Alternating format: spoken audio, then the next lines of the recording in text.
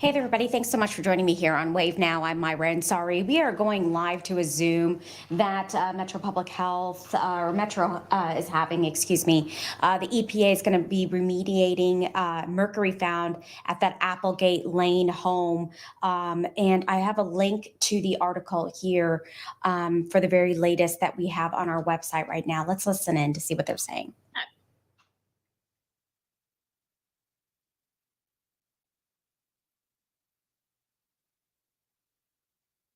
And I see a Kyle Miller in the room. Kyle, which media outlet are you with?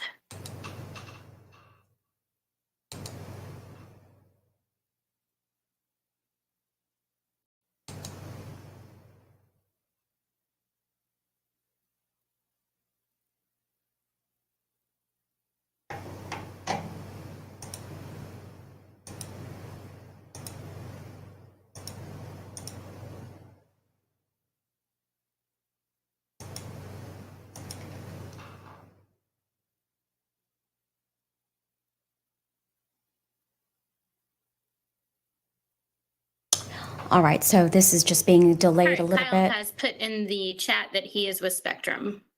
So right now we have Spectrum, Wave, WHAS, WDRB, and WLKY in the room.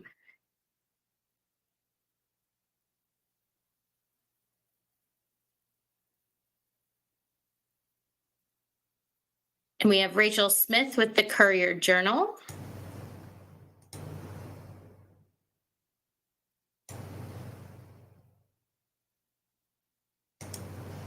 All right, so what we know so far is professionals from the EPA, the Environmental Protection Agency, they confirm mercury was discovered at a home next door to the Highview home being investigated for hazardous materials. During their visit last week, EPA officials said that mercury was immediately found inside and outside 6211 Applegate Lane within the fenced area. The home is neighbors to 6213, which is currently under investigation for containing hazardous materials. A cleanup site has been recommended for 6211 home, and the EPA officials, they're expected to bring resources on site early next week to begin the operation. The property will remain fenced off, secured, and under 24-hour surveillance by Louisville Metro Police.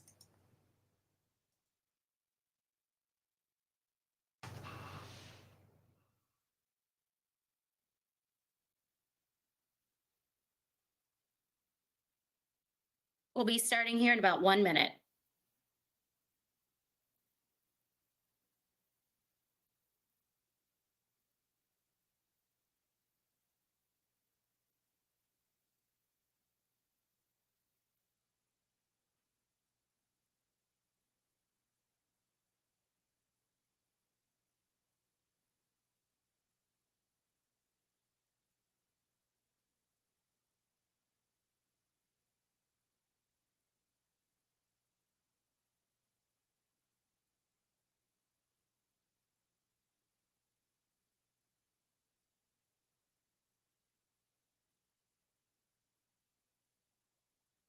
And we're going to go ahead and get started.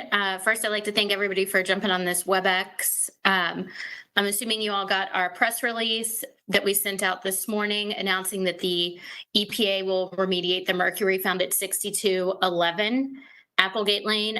Just want to clarify that that is the house. If you're looking at 6213, which is the house where the chemicals are, this is 6211 is the house on the left side. So with us today, we have Dr. Indar Singhal, who is the Interim Medical Director for Louisville Metro Public Health and Wellness. And we also have Nick Hart, our Assistant Director of Louisville Metro Public Health and Wellness, who can answer questions about health effects of possible mercury exposure, and also the screening process that Louisville Metro Public Health and Wellness is undertaking. So we'll go ahead and throw it over to Dr. Singhal, and then to give a brief overview, and then we'll go into questions. Thank you, Jessica. So as you all saw the release, there was some EPA during their reconnaissance noticed some exposure to mercury at 6211. That's the home adjacent to the home that we've been talking about at Applegate. So the goal is to take the concrete out and pour new concrete, and the exposure is minimal. And this is all being done as precaution. Mayor wants to make sure the safety of our neighborhood is the ultimate goal here. And even though there were many different ways to remediate this, ultimately the EPA has decided the best option is to break the concrete and pour new concrete. Okay, thanks, Dr. Single. So we'll take some questions. I'm going to go ahead and moderate so folks aren't talking over each other. We'll first go to Rachel Smith with the Courier-Journal. Hi, yes, thank you. So I just wanted to ask just an initial question on what you just mentioned. I believe that the concrete that kind of had the kind of level detected was in the driveway. So are they going to redo the entire driveway, or how much kind of concrete are we looking at? And Rachel, some of these questions might be better directed to the EPA, the ones Okay, that are gotcha. specific to their operations. Okay, gotcha. And I Okay. can put you in touch with their PIO, who is James Pinkney. Okay, yeah. Well, okay, for I guess more of a question on kind of the health concerns and things like that. Is there anything for the neighbors of these properties that they should know during the cleanup? Should they evacuate at that time? What does that look like for them? Not really. The level of mercury is so low that the exposure to mercury is almost minimum. And this is all being done as a precaution. The mercury beads, they're so diluted and it's outside. Usually when we talk about mercury exposure, we're talking about enclosed spaces and big spills and long inhalation and also vaporized mercury. This is elemental beads, very small beads, and outside. So the exposure level is really, really, really low. Gotcha. Thank you. Okay, we'll turn it over to Kyle Miller with Spectrum. Any questions from Spectrum?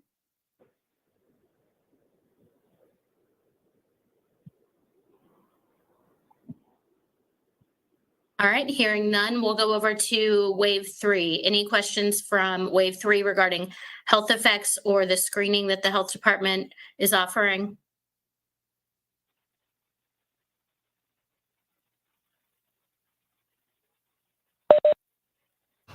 Jessica, can you hear me? It's Myra. Hey, Myra, Hey. I can hear you. All right. Can you just, for folks that live in that area, kind of paint a picture of what this cleanup process is going to look like? What is it going to entail? That sort of thing. Yeah, so Myra, I think that the actual EPA process is going to be best answered by EPA, and I can get you in touch with James, who's their PIO. Okay, thank you. Anything that folks who live in that area should keep in mind, if health-wise, if they start to feel a certain way or anything like that? No, we do not expect any added exposure or any additional exposure. Once again, the mercury levels are so low, especially in an outdoor setting, that we do not expect any additional exposure when we're doing this.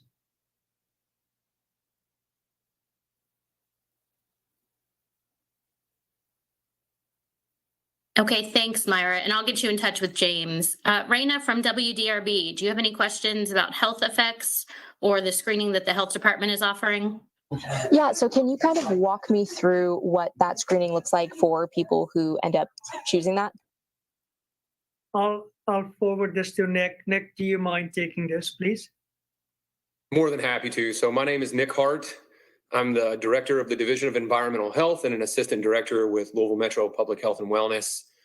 So as Dr. Single alluded to earlier, we're dealing with elemental mercury. This is the type of mercury that you would see inside a thermometer or batteries. And when those things break, if you've ever been in school and you've seen those tiny beads kind of float around on the top of a desk. So the basic element of this is mercury beads will give off a vapor, and we use a Lumex mercury analyzer to detect if vapor is present in the atmosphere.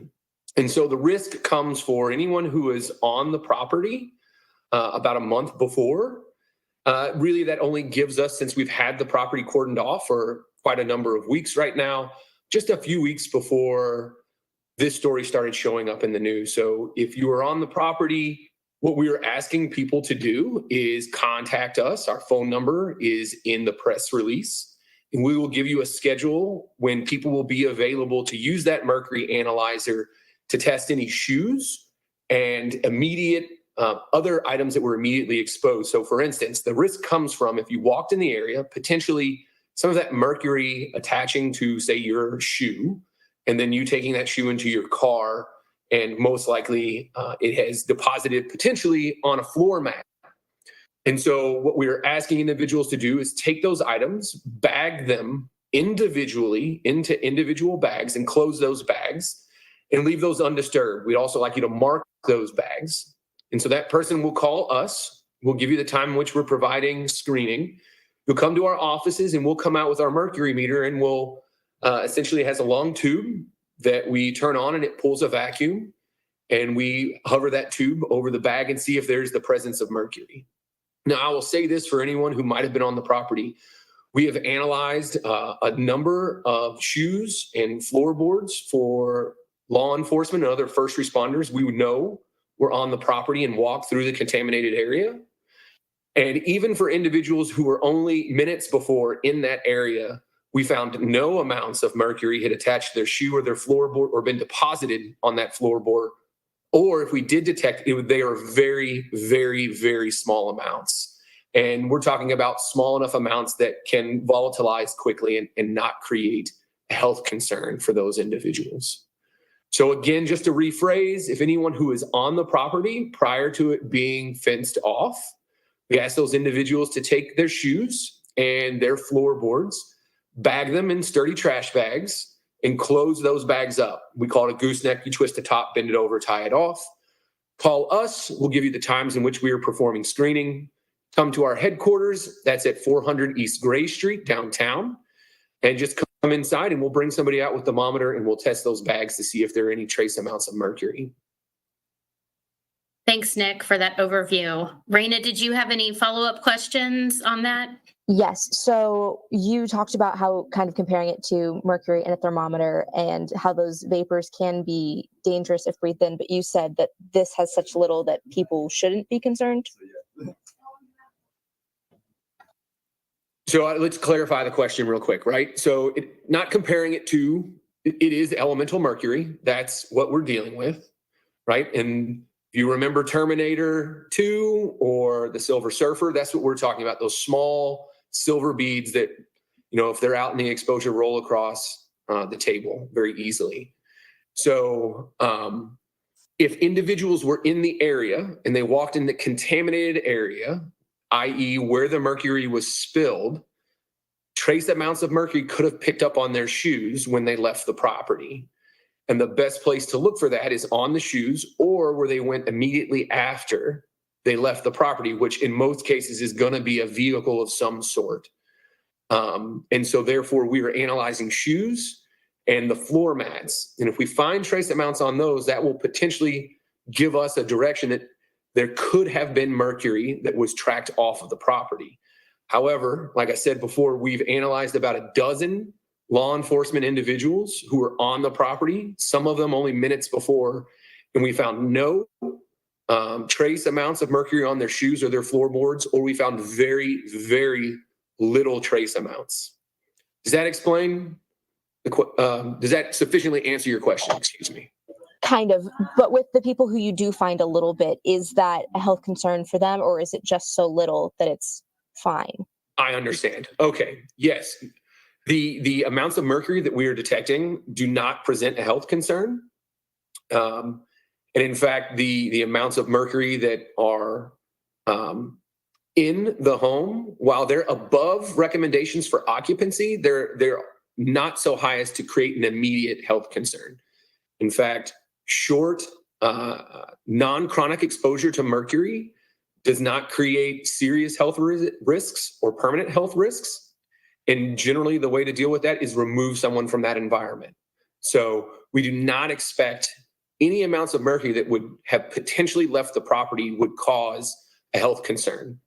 Nor do we feel that the amounts of mercury that are on the property create health concerns for people who are outside the fenced area. Got it. And then one last question. I'm not sure if this would be a question for either of you or for the EPA, but do the outside, really hot temperatures, do those impact the volatility of the chemicals in the house next door or anything like that? I'm sorry, I cannot respond to that question. That's not my area. Got it. Thank you. And Raina, if you want to send me a follow-up email, we'll see if we can get that answered for you. Okay, thank you. Nick, WHAS, any questions from your outlet?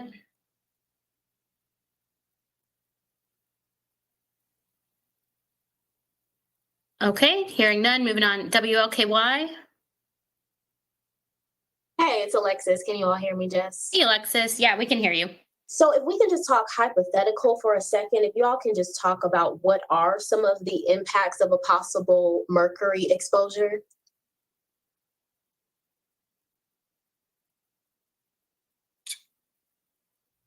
Dr. Single, I'm happy to start that conversation. Yeah, either or. Again, I think, Alexis, I think the message that we're trying to convey is that even though we're doing this for precaution measures, the amount of mercury that we speaking of in an outside or outdoor setting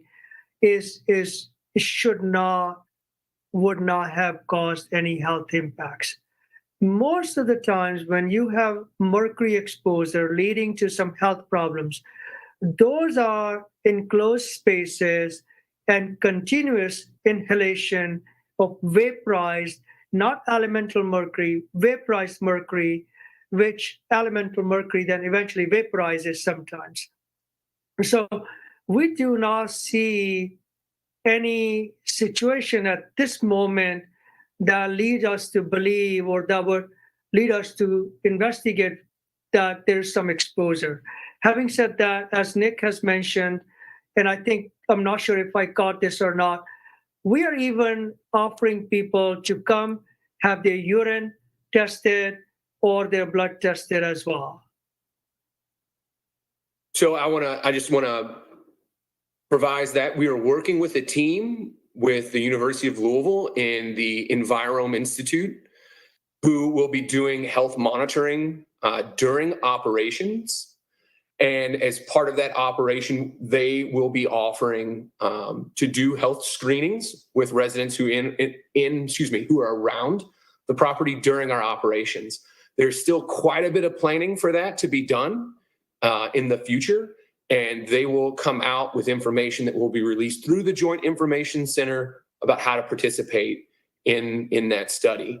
So when we look back at mercury, like Dr. Single said, the danger comes from the vaporization of elemental mercury, creating mercury gases. And it is a toxic gas. It is a neurotoxin. It is very similar to other types of chemical exposure, and you'll see similar symptoms when that exposure occurs. Now, mercury vapors are heavier than air, so they're going to collect at ground level. And because of that collection, generally in the hypothetical, they present more danger to young children and infants who are closer to the ground. They'll also present a danger to pets as well as pregnant people during the developmental stages. If you're in an enclosed area, those vapors can build up to create a serious health concern. However, one of the primary methods for abating mercury vapors is simple ventilation. Mercury vapor dilutes very quickly into the ambient air and no longer causes a health risk. So getting back to your question, what are some health concerns? We look at, or symptoms, we look at anxiety, shortness of breath, headaches, muscle pains. And then we have the people who are most at risks, infants, young children, pets, pregnant people. But the simple solution to this is ventilation and removing yourself from the exposed area. Does that answer your question? Yes, it absolutely does. And I actually have about two more. So you mentioned that because the officials and maybe even some residents might have been in the fenced area or inside the home for a short period of time, they're at low risk. What about the homeowner who was there for a period of time? Are there any concerns for him? Are there recommendations for maybe, the jail to keep an eye on him? So anybody who has potentially experienced chronic exposure, we would ask them to seek medical attention from a physician. And there are many very competent and incredible toxicologists working at the University of Louisville and many of our hospitals around the state. We also have an incredible poison control center that can answer questions about mercury and mercury exposure. Last follow for me. How is the health department or the city, should I say, beyond using us as news outlets, communicating this information to residents, particularly the screenings? Are you all kind of going door to door to identify any residents who may have come in contact? Because I know canvassing has been a kind of a big thing with this. Unfortunately, we do not know people who have potentially been on the property or may have come onto the property. This is one of our primary methods, is to get this out through this outlet so that we can hit the largest number of people across the county, and potentially outside of the county would see this and know that they can call us. We do not believe that a lot of people have been visiting the property, especially since we've had it fenced off for the better part of a month. And this is very normal in this scenario. We look back and see if we can do targeted outreach. You may have seen another health outreach story that we did concerning an exposure to a bat recently. When we cannot specifically identify and work down to the people who may have been exposed, we use mass media and social media to be able to hit the largest number of people in the hopes that they'll either see it or someone will tell them about the news story. All right. Thanks, Nick. Thanks, Alexis. So just in closing, just want to remind folks that we're having this briefing. We sent the release today just to keep folks updated and aware of any of the developments that are on either one of these properties, 6211 or 6213. In this case, it was the mercury being discovered at 6211, and that risk of exposure is minimal. But if someone has been on that property, 6211, since around July 3rd, that the health department is offering a screening for them out of an abundance of caution. So I think all of you have my contact information. Feel free to reach out to me with any additional questions. And then Myra and Rachel, I will connect you with the PIO for US EPA Region 4. All right. Thank you, everyone. Thank you, everyone. Have a great